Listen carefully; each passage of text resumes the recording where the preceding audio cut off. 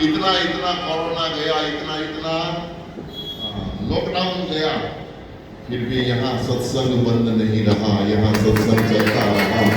कि जागती ज्योत, इन्हीं को ही जागती ज्योत कहते। बड़े बड़े मंदिर बंद हो गए थे, बड़े बड़े मंदिरों को बंद करवा दिया गया था, लेकिन ये जागती ज्योत है। यहाँ गुरुदेव निवास करते हैं, हाजरा हजूर है।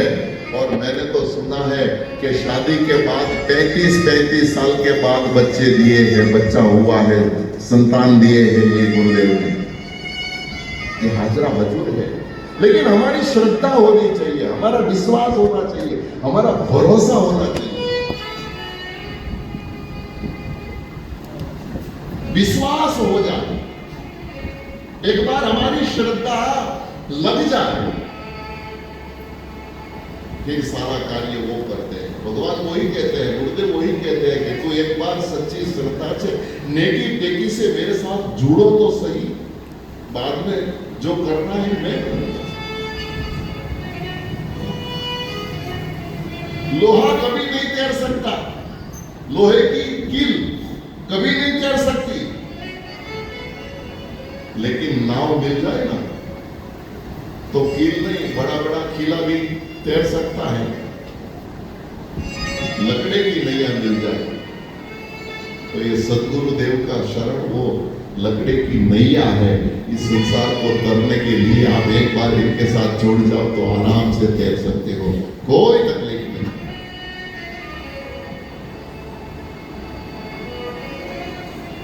और गुरुदेव के लिए तो गुरु, मैं कभी कभी कहता हूं, गुरु गीता में भगवान शंकर ने कहा है, आपने गुरु गीता पढ़ी हो, मैं ऐसा समझता हूं। गुरु गीता ग्रंथ है, बहुत छोटी है, शिव और पार्वती के बीच में संवाद हुआ है। और पार्वती ने प्रश्न किया महादेव जी को कि बाबा गुरु शब्द की व्याख्या आप गुरु कहते हैं, गुरु करो, तो गुरु क्या चीज है, गुरु क्यों करना चाहिए, और गुरु शब्द का अर्थ क्या है। भगवान शंकर ने विस्तृत समझाया है गुरु गीता में, और गुरु शब्द की व्याख्या बताई कि गुकार अंधकारो ही रुकारा तेज उच्चते। गुकार अंधकार है और रुकार तेज है। अंधेरे से उजाला की ओर ले जाने वाले तत्व, उनका नाम है गुरु, जो हमें अंधारे से उजाले की तरफ ले जाए। मृत्युमाम अमृतम गमय तमसो मां ज्योतिर्गमय। तमस से ज्योति की ओर ले जाओ, ज्योति की ओर ले जाने वाला तत्व, उनका नाम है गुरु।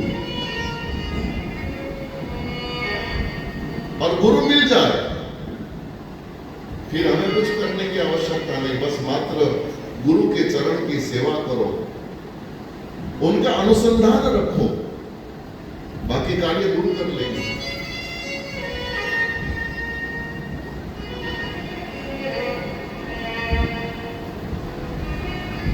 और जो जो गुरु के शरण गए हैं उनको फिर इस संसार में कोई मोह माया नहीं रही, वही छुड़ा देते हैं साथ। गुरु के शरण में जाने से हम तैर जाते हैं, और गुरु नाव है जो हमें तार देते हैं। एक बार हमारे हृदय में निष्ठा हो जानी चाहिए, श्रद्धा होनी चाहिए, विश्वास, पूरा विश्वास हो जाना चाहिए, निष्ठा पूर्वक। और इसीलिए हमारे एक संत ने बहुत सुंदर पद बनाया, हे मेरे गुरुदेव करुणा कीजिए, हे मेरे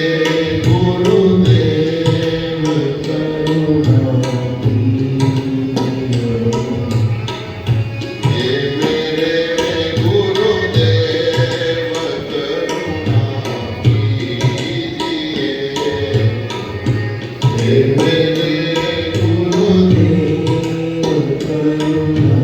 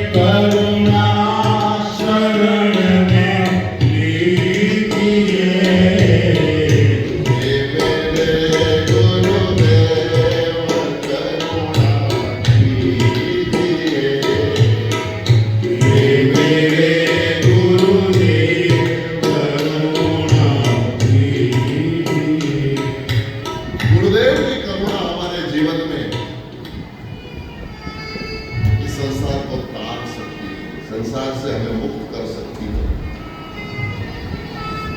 लेकिन कब? जब इस संसार को हम अच्छे से समझ लें, संसार की वास्तविकता हमारे समझ में आ जाए। इससे आगे कहूं तो संसार की मोह माया काम क्रोध लोभ से हम बाहर निकले अथवा तो उब जाए। विषय सारा हमारा विष हो जाए। देखो, विष और विषय, ये सारे विषय, वासना सब विषय है, लेकिन ये वासना विषय विष, विष माने जहर, जहर बन जाए मन से, तब हमारा चित्त भगवान की ओर, सद्गुरु की ओर, सच्चाई की ओर, सन्मार्ग के चलने लगता है।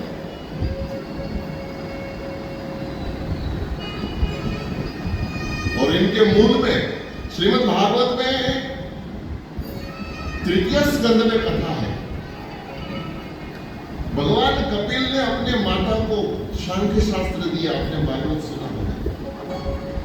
मां और पुत्र के बीच में सत्संग हुआ, लेकिन मां शिष्या बन गई और भगवान कपिल गुरु बन गए। और इसका अर्थ ये भी मैं आपको समझा देता हूं। गुरु कोई भी व्यक्ति बन सकता है। ऐसे मन में कोई कि बड़े होते वही गुरु नहीं, छोटा भी गुरु बन सकता है। जहां से सच्चाई मिल जाए वो सद्गुरु, जहां से हमें प्रकाश मिल जाए वही हमारे सद्गुरु। यहां पे बेटा गुरु बना है। रामायण का मत दू तो लखन के गुरु कौन? लक्ष्मण जी के गुरु कौन? भगवान राम। ये तपोवन की घटना है नासिक के पास। एक बार प्रभु सुख आसीना, रामायण में लिखा है, एक बार प्रभु सुख आसीना। बहुत सालों के बाद एक दिन भगवान राम उस तपोवन में उस गोदावरी के तट पे थोड़ा खुशनुमा दिखे तो लखन जी दौड़ते उनके पास चले गए। एक बार प्रभु सुख आसीना, लक्ष्मण वचन कहत छल हीना।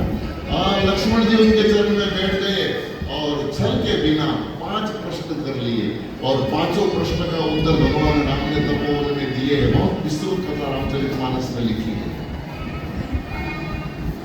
लक्ष्मण वचन कहत छल हीना, छल कपट वगैरह निष्काम भावे 5 प्रश्न भगवान राम ने કર્યા અને ભગવાન રામે 5 પ્રશ્નના ઉત્તર લક્ષ્મણને આપ્યા છે।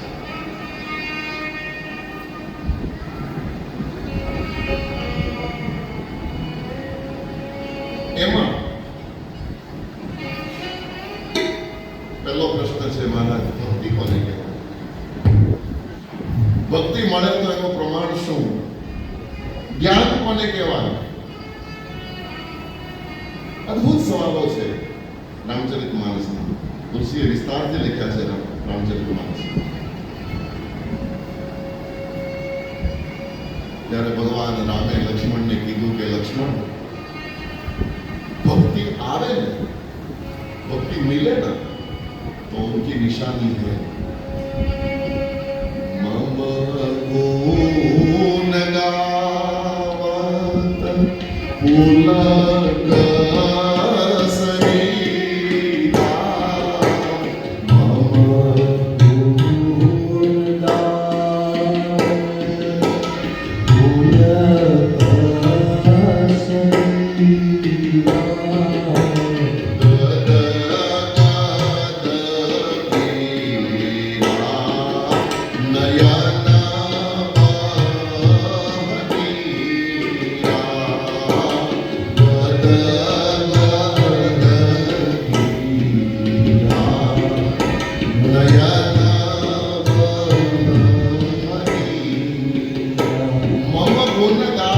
पुलक भगवान के गुणगान गाते गाते हमारा शरीर पुलकित हो जाए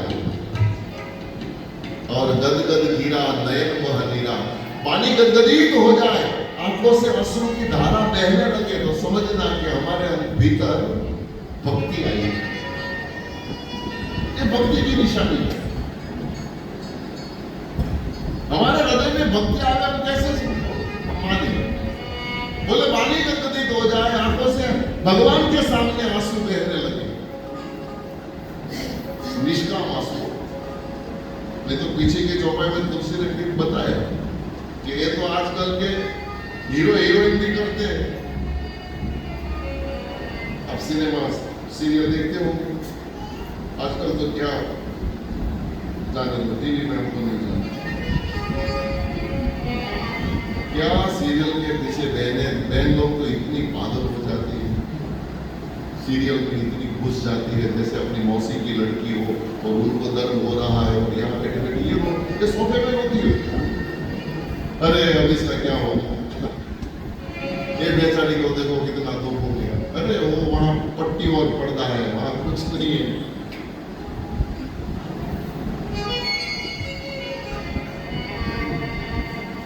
लेकिन भगवान राम ने कहा मम गुण गाओ, ऐ लखन मेरे गुणगान गाते गाते, भगवान का गुण गाते गाते पानी गदगदित हो जाए, आंख से आंसू बहने लगे, उल्कावली शरीर में लग जाए, तब समझना भक्ति आई। बाकी तो ये सब चीज हीरो हीरोइन करते ही है, लेकिन उसको भगवान नहीं होता, वहां भक्ति नहीं होती, वहां तो ड्रामा होता है। लेकिन पीछे की चौपाई में तुलसी ने लिखा है काम आदि मददम भान जाके,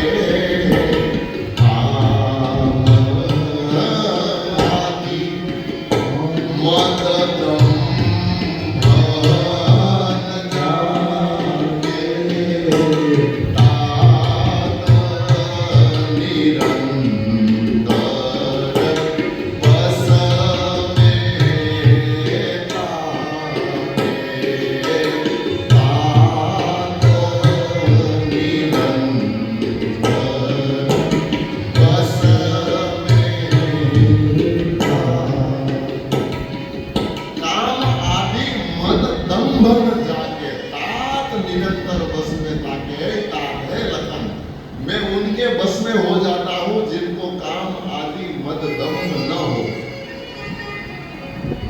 काम क्रोध लोभ मोह माया मत्सर मारू तारू बैठ जैसे सब आदि माने ये सब, काम आदि मद दम्भ न जाके, तात निरंतर बस में ताके, फिर मैं उनके बस में हो जाता हूं, फिर वो भगत जो कहे वो मुझे करना पड़ता है। ये भगवान का अपने खुद बोला हुआ, तपोवन में बोला हुआ ये शब्द है। और आज भी भगवान को परवश किया जाता है, कर सकते हैं, वो ताकत भक्ति में है। कौशल्या माई ने जैसा राम कल्पित किया था वैसा ही उनके यहाँ राम बन के आए हैं।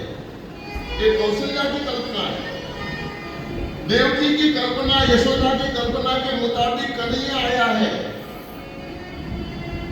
ये बस में ताके, फिर वो उनके परवश हो जाते हैं। शबरी मैया ने छोटी सी जब थी ना बच्ची, तब मतंग ऋषि के आश्रम में सेवा करने जाती थी, लेकिन शूद्र जाति की थी, तो उस वक्त छूत अछूत का बहुत भेद थे। महापुरुष के संतों के आश्रम में उनको नहीं जाना चाहिए, सेवा करनी है। छोटी उम्र में करीबन 10-15 साल की उम्र होगी शबरी मैया की, और सोचा कि गुरुदेव की सेवा करनी मेरे को अधिकार नहीं है, क्या करूं। रात 12-1 बजे 2 बजे आश्रम में चली जाती थी, आंगन स्वच्छ कर देती थी, सब कचरा पोछा सब लगा देती थी, आंगन में पुष्प बिछा देती थी, रंगोली बना देती थी, और 3 बजे के पहले गुरुदेव उठे उसके पहले बाहर निकल जाती थी। गुरुदेव बाहर निकल के देखते हैं तो सब स्वच्छ, पुष्प बिछाए हुए, कलम पूरे हुए, रंगोली बनाई। पता नहीं फोन करके 1 दिन 2 दिन 1 महीना 2 महीना, फिर एक दिन मतंग ऋषि को विचार आया कि मुझे देखना चाहिए कौन है ये। कोई देव आता है, कोई किन्नर आता है, कोई यक्ष आता है, कोई गंधर्व आता है, कौन आता है। एक दिन मतंग ऋषि ने उनको पकड़ पकड़ने के लिए पेड़ के नीचे रात गुजारना नक्की कर दिया और पूरी रात पेड़ के पीछे छुप करके बैठ गए। और रात 2 बजे युवान शबरी आई और झाड़ू लगाया, पोछा लगाया, पुष्प बिछाया, रंगोली बनाया, पेड़ के पीछे देख रहे गुरुदेव मतंग। सब हो गया, जाने लगी, तब गुरुदेव प्रकट हो गए और कहा रुक जा, कौन हो? और गुरुदेव को देख लिया, शबरी परेशान हो गई, रोने लगी, गिड़गिड़ाने लगी, पैर पड़ने लगी, दंडवत करने लगी। गुरुदेव क्षमा करो, माफ करो, आपकी आज्ञा के बिना मैं आपके आश्रम में आई, मुझे माफ करो, अब कभी नहीं आऊंगी, मुझे श्राप मत देना, मुझे श्राप मत देना। अधमते अधम अधम अति नारी, तिलहमा में अति अधम अधारी। एक तो अधम में अधम और उसमें भी नारी अधारी। मेरा अधिकार आपके आश्रम में आने का नहीं, मेरी औकात आपके आश्रम में आने की नहीं, मैं तो सेवा के भाव से आई थी। गुरुदेव कृपया खफा मत होना, कृपया मुझे श्राप मत देना। गिड़गिड़ाने जब लगी तब गुरुदेव हंस पड़े और मतंग ने कहा बेटा घबराने की कोई बात नहीं, मैं तो प्रसन्न हूं, तेरे पे राजी हूं, तू मेरे आश्रम में कितने महीनों से सेवा कर रही है, इसमें श्राप देने की बात ही कहां है? तूने तो सेवा की है, मैं तो आशीर्वाद देने के लिए, मुझे प्रसन्नता हो गई, मैं राजी हूं, प्रसन्न हूं, आशीर्वाद देता हूं, जा एक दिन राम तेरी कुटिया पे आएगा। गुरुदेव के मुंह से मात्र एक बार शब्द निकल गया, तेरी कुटिया पे राम आएगा, और तो शबरी ने अपनी कुटिया बनाई और उसी दिन से इंतजार करने लगी। गुरुदेव ने कहा है तो मेरे भगवान जरूर आएंगे, आज तो आएंगे ही। पूरे दिन इंतजार करती है, स्वच्छ पानी भर के रखती है, अगल बगल से फल फूल लेकर के तैयार रखती है, अभी आएंगे, अभी आएंगे, अभी आएंगे। रात हो जाए, दूसरे दिन पुनः वही क्रम, और बैग लेके आती थी और चक्के रखती थी, खट्टा हो तो फेंक देती थी, मीठा मिठाई रखती थी। आज तो आएगी ही, आज तो आएगी, आज तो। पूरी जिंदगी गुजर गई, देखो बुढ़ापा लग गया, फिर भी हृदय से वो शब्द नहीं गया। गुरुदेव ने कहा है ना राम आएंगे, आएंगे। ये विश्वास, ये निष्ठा और वही इंतजार जो पहले दिन से किया था, 17 साल की उम्र में भी वही इंतजार, आज तो आएंगे ही आएंगे। देखो अभी राम को न जाना हो तो भी जाना पड़ा, क्योंकि प्रभु को परवश कर लिया। ये जो निष्ठा होती है ना, भगवान को परवश कर देती है। भगवान के पास सबरी का पता नहीं था, लेकिन पूछते पूछते राम पंपा सरोवर पहुंच गए और शबरी की झोपड़ी में गए, और गए तो गए, जहां बिठाया वहां बैठना पड़ा, और झूठा बोल अपने मुंह से चखा हुआ झूठा बोल लेकर के दिए तो वो भी खाना पड़ा। क्यों? बस यही शब्द भगवान राम ने जो लखन को कहा था कि मैं भी भक्त के अधीन हो जाता हूं, फिर भक्त जो करते हो मुझे, जो कहते हो मुझे भी करना पड़ता। हम भगवान को कहे, भगवान करे तो सामान्य बात है, लेकिन हम कहे और भगवान करे, ये बात उसका नाम है भक्ति।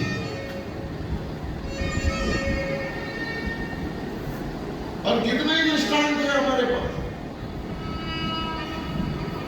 हमारे गुजरात की कथा कहो तो नरसिंह मेहता के जीवन में 52 टाइम, 52 वक्त भगवान को जूनागढ़ में आना पड़ा।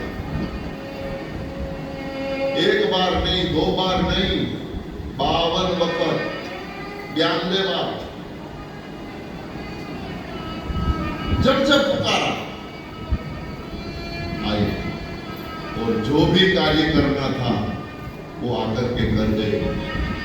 आपने कथा तो सुनी होगी, नरसिंह मेहता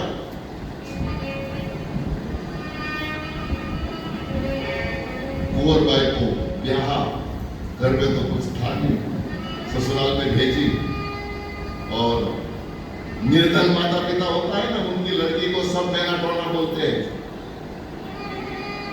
मामेरू भरવાનો સમય થયો અને મામેરું ભરવાનો ટાઈમ થયો એ વખતે એના પીરિયાઓ એને ટોણા મારતા હતા। कुंवर, तेरे बाप के पास तो फूटी कोटी नहीं, वो क्या आएगा, और आएगा तो क्या लाएगा। एक ने तो ऐसा बोल दिया, बड़े बड़े पत्थर लाएंगे मामेरा ने। और ये शब्द जब सुना, नारायण ने लक्ष्मी को कहा, लक्ष्मी अब जाना पड़ेगा, कि नरसिंह तो भजन करने बैठ गया, इनको तो क्या है, अब संभालना मुझे है। और लक्ष्मी को साथ लेकर के जूनागढ़ की इस धरती पे वाणोतर बन के, नौकर बन के आए हैं, और साथ में अपने सब चीज सामग्री करियावर करने के लिए सोने के गहने आदि। और लक्ष्मी को कहा कि 2-4 पत्थर भी सोने का ले लेना। उन्होंने मैना मारा है ना, टोना मारा है ना, तो दिखाने के लिए। और मामेरू भरवा गयो, वाणोतर बनीने गयो, नौकर बनीने गयो, અને જ્યારે આપવાનો વારો આવ્યો ત્યારે ઢગલા મોઢે જ્યારે સોનાના દાગીનાઓ, અને એમાં લક્ષ્મીને કીધું, લે આ 2 પથ્થર સોનાના મૂક। અને સોનાના પથ્થર જ્યારે લક્ષ્મીએ મૂક્યા ત્યારે જેને મેણું માર્યું હતું ને એની સામે પાછું લક્ષ્મીએ જોયું, तूने बोला था ना कि तेरा बाप को पत्थर देंगे, ले ये सोना का पत्थर। और सोने का पत्थर जब देखा तो उन्होंने, ऐसे लोग जो होते हैं वो देख नहीं पाते। उन्हें अच्छे लोग भी थे, अच्छे लोग थे, उन्होंने अच्छी बात की कि भाई ऐसे तो बोलते थे कि नरसिंह मेहता के पास फूटी कोटी भी नहीं, लेकिन देखो कितना करियावर किया, कितना सोना दिया। अच्छे लोग जो सज्जन थे ना, वो बोलते थे कि सज्जन उन्हीं को ही कहा जाता, समय पे खर्च करे, वो दिखावा थोड़ा करे। हाँ, अच्छे आदमी होते वो समय पे दिखाते, वो कोई बड़ाई थोड़ी आते। लेकिन जो बुरे लोग थे उनकी तो आंख डबल हो गई, ये क्या, ये कहां से निकाला इन्होंने। लेकिन सोने का पत्थर जब करियावर में रखा ना, तब वो लेडी, वो जो स्त्री थी, उनसे नहीं रहा गया। लक्ष्मी जी का हाथ पकड़ लिया और पास में आकर के एक प्रश्न कर दिया कि देवी, मैं आपको आपका परिचय पूछ सकती हूँ, आप कौन हो, और ये आपको जो दे रहा है ये आपका कौन है। तब लक्ष्मी ने कहा था कि ये मेरे स्वामी हैं, मैं उनकी पत्नी हूं। अच्छा, ये आपके स्वामी, आप उनकी पत्नी, लेकिन आपके स्वामी और नरसिंह को संबंध क्या है, नरसिंह मेहता के साथ आपका पति का संबंध क्या है। तब लक्ष्मी ने कहा था कि नरसिंह की पीढ़ी चल रही है, मेरे पति उनके नौकरी कर रहे हैं, मैं तो उनकी दासी का हूं, हमारे नरसिंह की पीढ़ी का ये वाणोतर है, ये तो नौकर है। नरसिंह नौकर बनी ने आवी ने कुंवरबाई નું મામેરું પૂરી ગયો તો એ પરવશ है।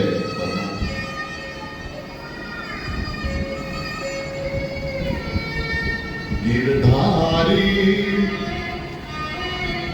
लल्ला जी मोहे चाकरना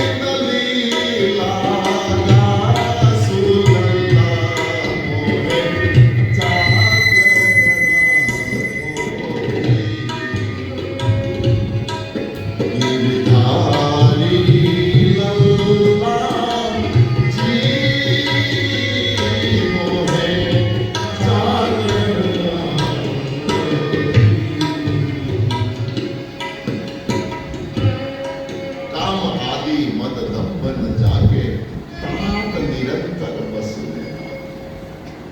हे तात हे लखन, मैं उनके वश में हो जाता हूँ, परवश हो जाता हूँ, फिर वो कहे वैसे मुझे करना पड़ता है।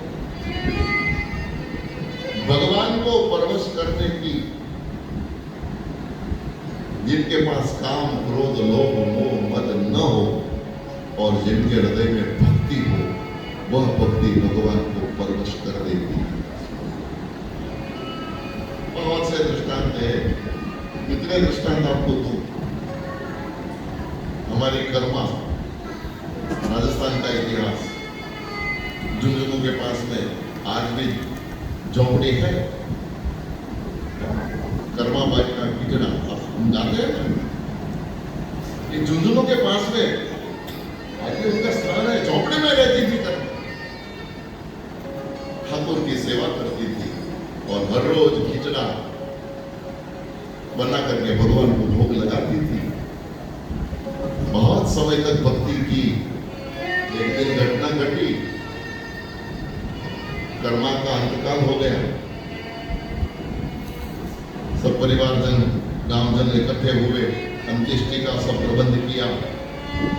दिन बीत गया, लेकिन दूसरे दिन सुबह जिस समय पे कर्मा भोग लगाती थी, वह समय आया। झोपड़ी के पास में एक बालक का रोने का आवाज आया। बनी हुई घटना में आपको बता रहा हूं। लोग बैठे थे झोपड़ी में, बोले बच्चा रो रहा है, भैया ढूंढो कौन है, क्या क्यों रो रहा है। अगल बगल चारों ओर ढूंढे, कहीं बच्चा मिले नहीं। आवाज आती थी, बच्चा नहीं मिला। किसी ने कहा कि कन्हैया के साथ कर्मा इतनी प्यार करती थी, इतना प्रेम करती थी, भोग लगाती थी, कहीं लाला आया होगा, अब जल्दी कुछ खिचड़ा बनाओ और भोग लगाओ। और खिचड़ा बनाया, भोग लगाया, दर्शन नहीं हुआ, लेकिन भोग खत्म हो गया। जो रखा था वो लाला आकर के खा गया। फिर हर रोज का क्रम बन गया था। आज भी वहां के लोग, ये तो अभी 50-60-70 साल की बात है, तो लंबा बात नहीं। कर्मा बाई की लोगों ने देखा है अपने आंखों से, और भोग लगाने में देर लग जाती थी, तो बहुत दिनों तक कोई छोटा बालक के रोने की आवाज झोपड़ी से आती थी। कन्हैया आता था, भूख लगी, ऐसे बोलता था। ये परवश है। अरे अभी की तो बात कहूं, करीबन 30-35 साल की कच्छ में बिदड़ा गांव है, कच्छ बिदड़ा, वहां एक जशोदा मां हो गई। पशुपालन का धंधा करते थे भरवाड़, जशोदा मां नाम, और उनके घर में पीतल का लड्डू गोपाल, पीतल की मूर्ति, उनके साथ सेवा करती थी, पूजा करती थी। लेकिन इतना प्यार करने लगी कि अपना ही बच्चा हो, अपने बच्चे से भी ज्यादा उस लालन के साथ, उस मूर्ति के साथ वो प्यार करती थी। बाद में लाला उनके साथ परवश हो गया। जशोदा मां दूध लेने के लिए अथवा तो गौओं की सेवा करने के लिए गौशाला में जाती थी, और दूध लाने में देर लग जाती थी, तो मंदिर में बिठाई हुई मूर्ति अपने आप नीचे उतर के गौशाला तक आती थी।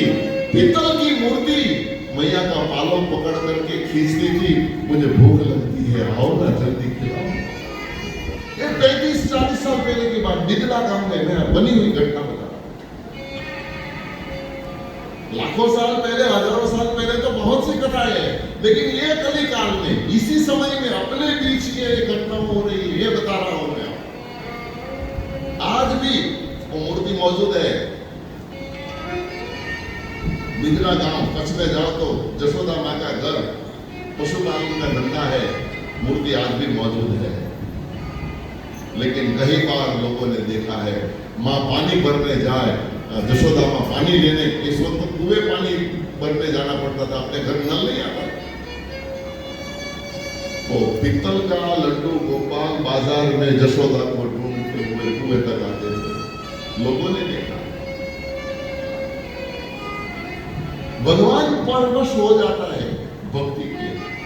एक ही नाता, भगवान कहे मैं एक ही नाते को मानता हूं और उनका नाम है भगत।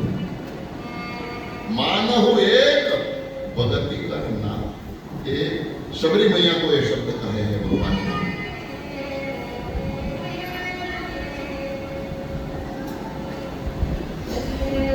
मानहु एक भगति कर नाता, भक्ति का नाता भगवान को परवश नहीं किया।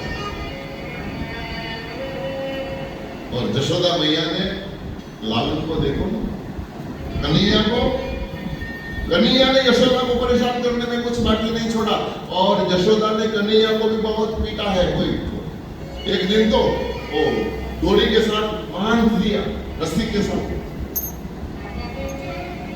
भगवान को बांधा, भगवान बंध गए,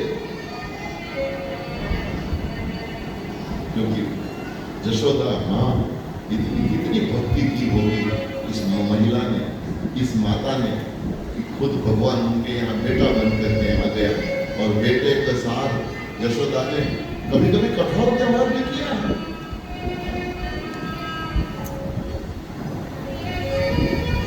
माड़ी तारी केटला ए जनमानी आक माणी रे हे नंदराणी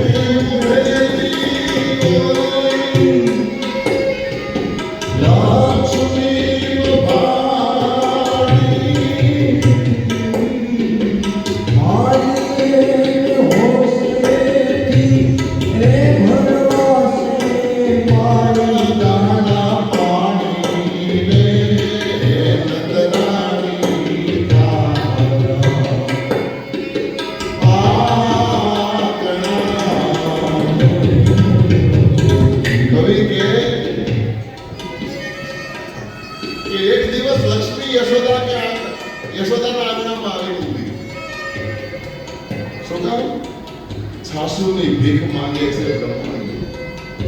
लक्ष्मी जी ब्रह्माणी इंद्राणी यशोदा के घर पे छाछ मांगने के लिए आई थी, आती थी। घटना ऐसी है, कन्हैया थोड़ा बड़ा हुआ, एक दिन यशोदा को इतना तंग किया, यशोदा को कहा माँ मुझे भूख लगी है, जल्दी मक्खन खिलाओ। ने कहा बेटा मक्खन अभी ताजा मक्खन मुझे निकालना बाकी है, पर उनको वरना करूं, मंथन करूं, इसके बाद में दही का मक्खन बताएगा। मंथन के बाद बोले जल्दी मंथन कर, जल्दी मेरे को मक्खन खिला। अब यशोदा जल्दी जल्दी तो दही के मिट्टी के बर्तन में वो रवैया डाला और मंथन करने लगी। 2-4 बार ऐसा किया और कन्हैया ने कहा भैया मक्खन हो गया, निकालो मुझे दिखाओ। अरे बेटा इतनी जल्दी नहीं हो, तो बोले नहीं। और जीत भी है, ऐसे करते थे तो मानना पड़ता था।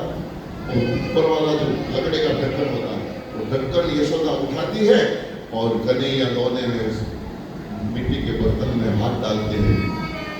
सब जगह पे कहीं मक्खन का, इतनी देर में मक्खन कहाँ से होता, दही में हाथ डाल करके भैया नहीं हुआ है, जल्दी करना।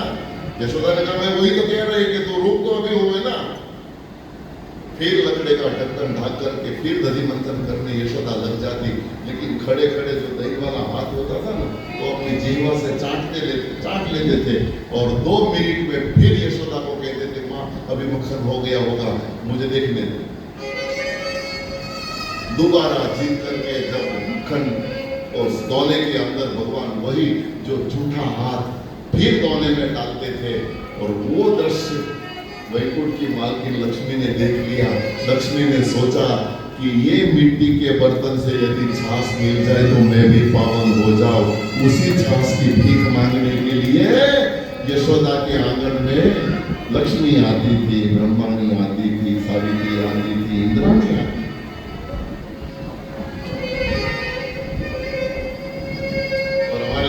गांव की देहात की बहुत सुंदर एक घटना कवि काके ने लिखी कि पहले के समय में दूध नहीं बिका नहीं जाता। अभी तो डेयरी लग गई, अभी तो दुकानें लग जाती है। पहले आगे के जमाने में जो वृद्ध बैठे उनको पता है, दही दूध बेचा नहीं जाता, रस वाले पदार्थ को बेचने से दोष लगता है, ऐसे लोग मानते थे।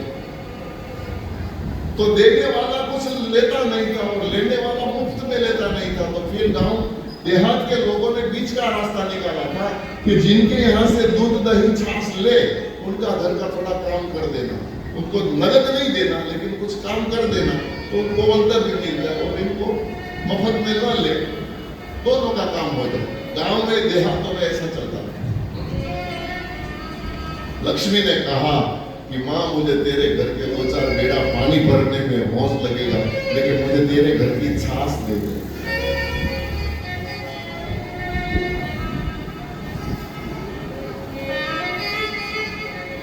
जिनके चरण कमल कमला के कर से कभी न निकलते देखा, उनको ब्रज की कुंज गलीन में कंटक पथ पर चलते देखा। उनको ब्रज की कुंज गलीन में कंटक पथ पर चलते देखा। कृष्ण चरित्र तो अद्भुत चरित्र है, क्या कहूं। चोरस ब्रह्मा दिख नहीं पायो, सोरस गोकुल गली में कहा। चोरस ब्रह्मा दिख नहीं पायो, सोरस गोकुल गली में कहा। जो रस ब्रह्मा दिख नहीं पा सके, उस रस का गलियों में, गोकुल की गलियों में बहा दिया।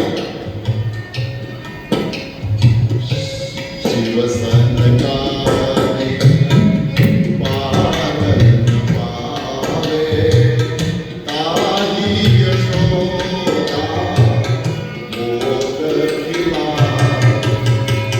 शिव सनकादि जिनका अभी तक पार नहीं पाए, वह कन्हैया आज माँ यशोदा की गोद में, यशोदा जी उनको खिला रहे। विश्व भर निज नाम कहावे, घर घर गोरस जाए चुरावे। उनका नाम विश्वंभर, लेकिन खुद का पेट भरने के लिए वालों के घर में मक्खन की चोरी करने के लिए जाते हैं। एक नहीं, अद्भुत चरित्र है कृष्ण का। लेकिन गोपियों के सामने भी कृष्ण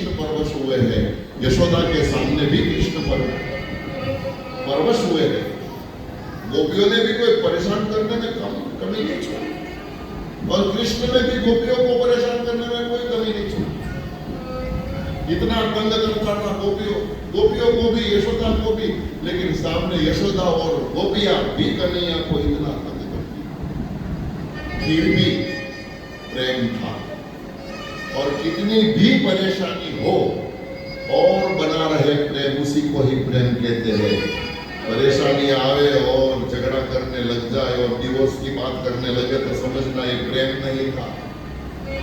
परेशानी में अकबंध बना रहे, उन्हीं का नाम है प्रेम, कितनी भी परेशानी हो। और कृष्ण अवतार पूर्ण प्रेम अवतार है, पूर्ण प्रेम अवतार। अब कृष्ण कथा अथः से लेकर के इति तक पूरा कृष्ण चरित्र सुनिएगा, अद्भुत चरित्र है। वैसे नाम भी टेढ़ा है, काम भी टेढ़ा है। कन्हैया को आप देखने जाएंगे तो नाम भी टेढ़ा और काम भी टेढ़ा। रामचरित आप सुनेंगे तो बिल्कुल सरल, बिल्कुल सहज, किसी भी जगह पे कोई उपद्रव नहीं। और कन्हैया के जीवन में कभी कहीं शांति नहीं। अरे हमारो कवि तो एम लखे कि हजी तो जन्म्यो नहोतो एना पहेला એને મારવા માટે કંસ મહારાજે હજારોની સંખ્યામાં પહેરેદારોને કારાગૃહ કેદની આજુબાજુ હજારોને ઊભા રાખ્યા હતા અને મારો મારો કરતા કરતા ઊભા હતા અને જન્મે એટલે મારી જ નાખવાનો।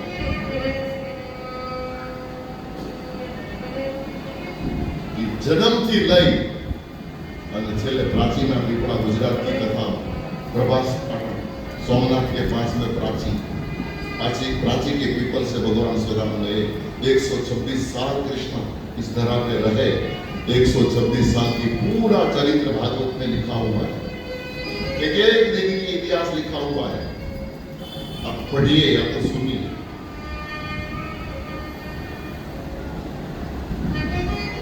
कृष्ण के जीवन में जितनी करुणा है किसी के जीवन में नहीं। इतना करुणा से सलोक छल भरा हुआ पात्र, उनका नाम है कृष्ण। के भूमि नो जाकारो देगी एने पानी नो मकारो अन देगी हिरणे दिधेलो रूणो आवकारो रे देवकी जी तारो एतावदी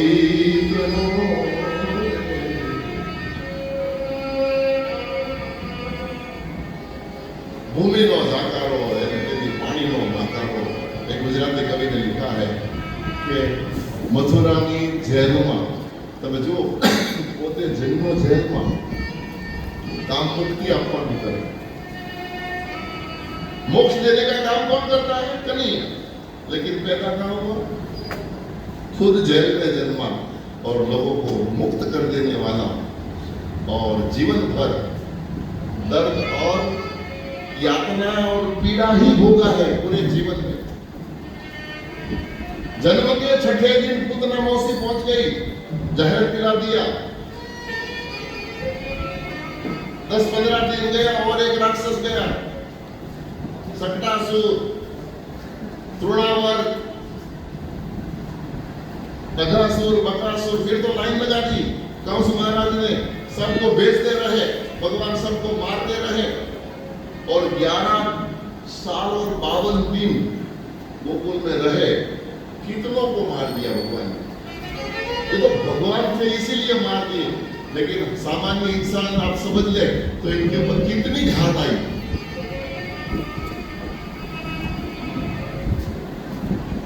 और इससे भी आगे कहूं तो कृष्ण चरित्र में 11 साल और 52 दिन ही भगवान ने बंसुरी बजाई।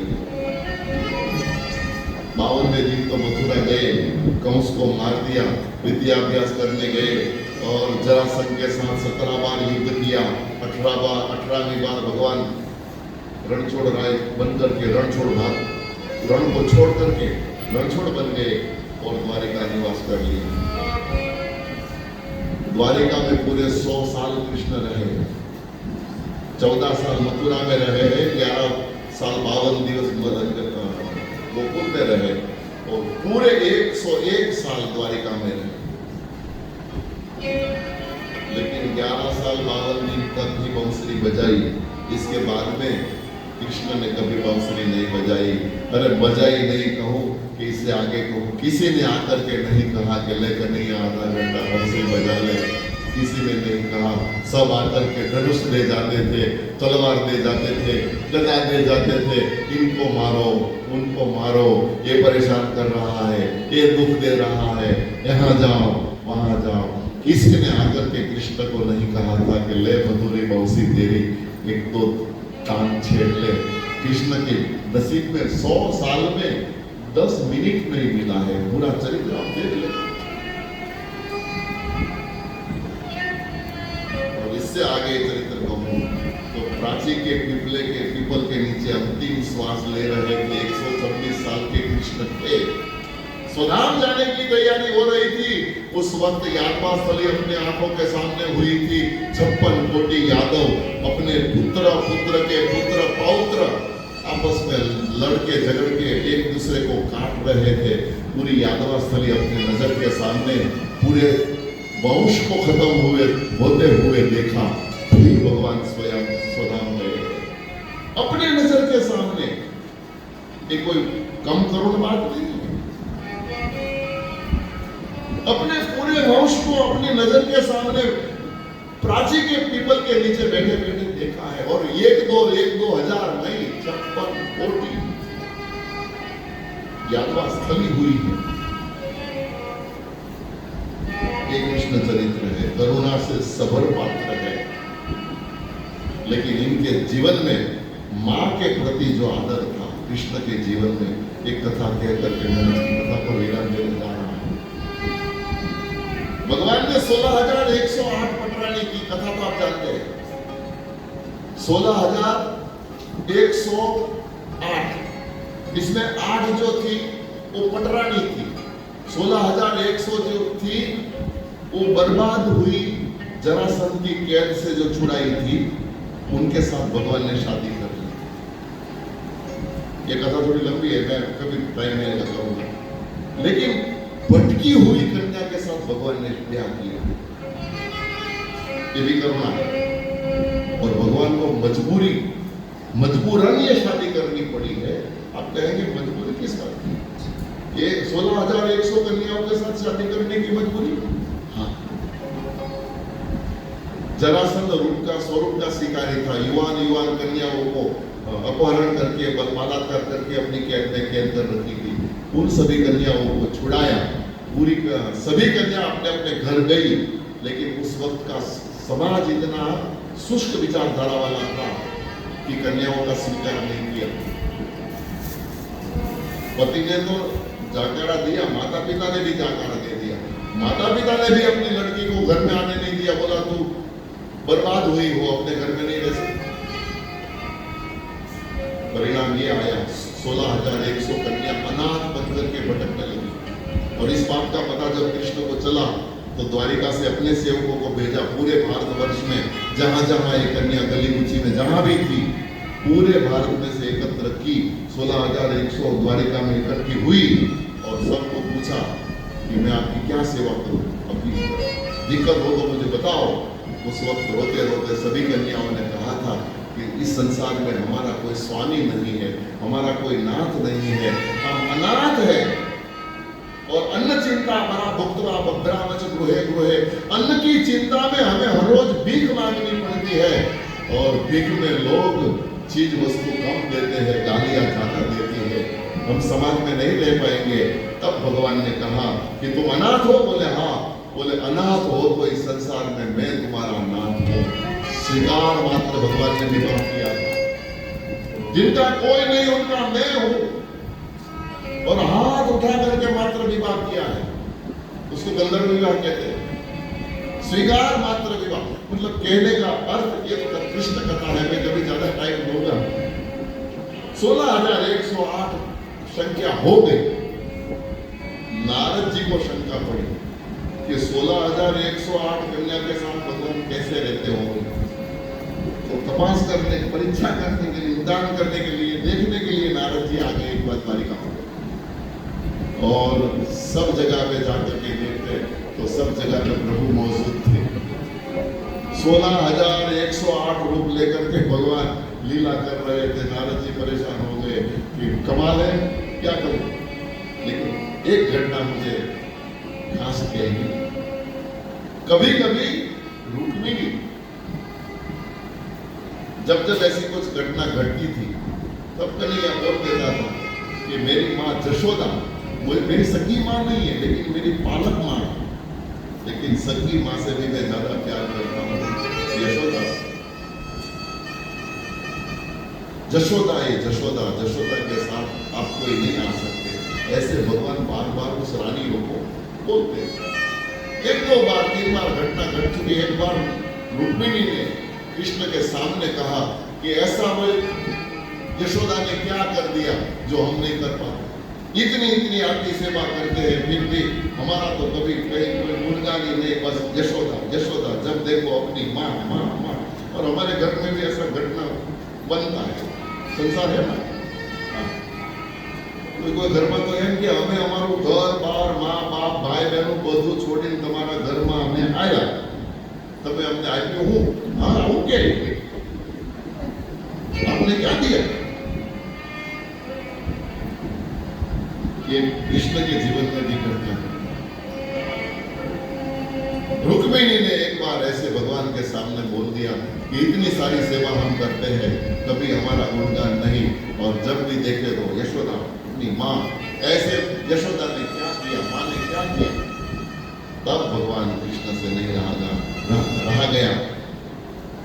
रुक्मिणी बस अब आगे मत बोलो। माँ माँ है और तू कभी माँ नहीं बन सकती। माँ का जो आसन है, माँ का जो स्थान है, वहां पे तू कभी नहीं पहुंच सकती। लेकिन अब मेरे पास समय नहीं है, जब समय आएगा, मौका आएगा, मैं तुझे बताऊंगा माँ क्या होती है। 2-4 दिन 2-5 महीना निकल गया। एक दिन भगवान कृष्ण कुछ युद्ध करने गए थे, पूरे दिन युद्ध करके रात को देर से घर लौटे।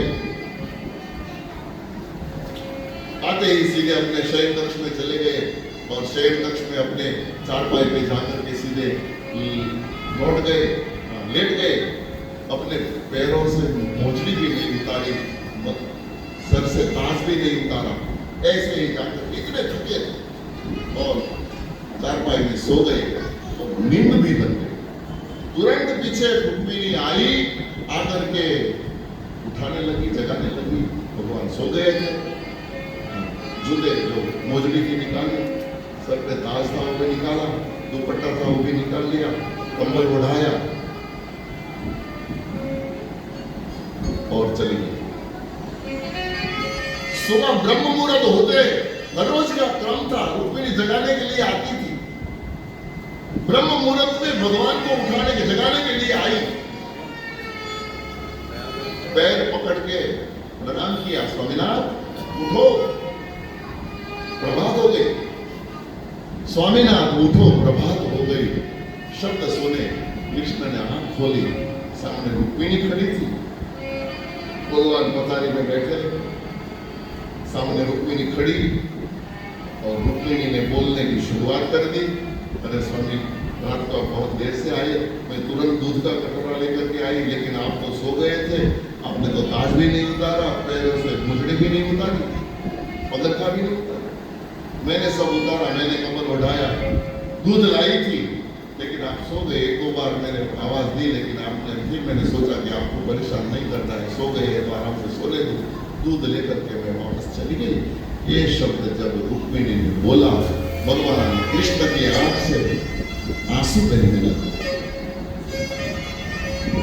पथारी में बैठे बैठे कृष्ण रोने लगे। 14 आंसू जब भगवान की आंखों से देखा, रुक्मिणी गंभीर हो गई। रुक्मिणी ने कहा, प्रभु अभी आप पथारी से उठ रहे हो, रो रहे हो, क्या हुआ?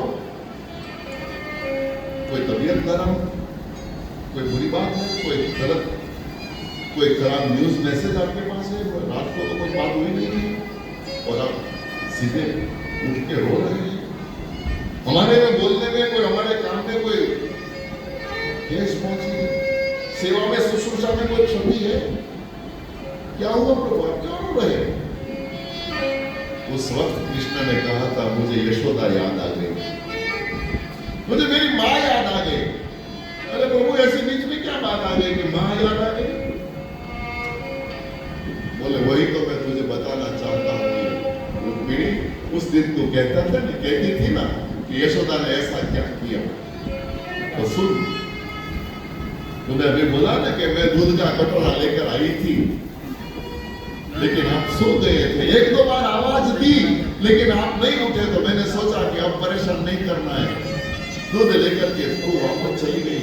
उसी जगह पे यदि यशोदा होती ना, तो दूध का कटोरा लेकर के पूरी रात मेरे सर पे खड़ी रहती, मुझे आवाज भी नहीं देती और वापस भी नहीं जा सकती। जब तक अपना लाला दूध न पीवे तब तक यशोदा को नींद न आवे।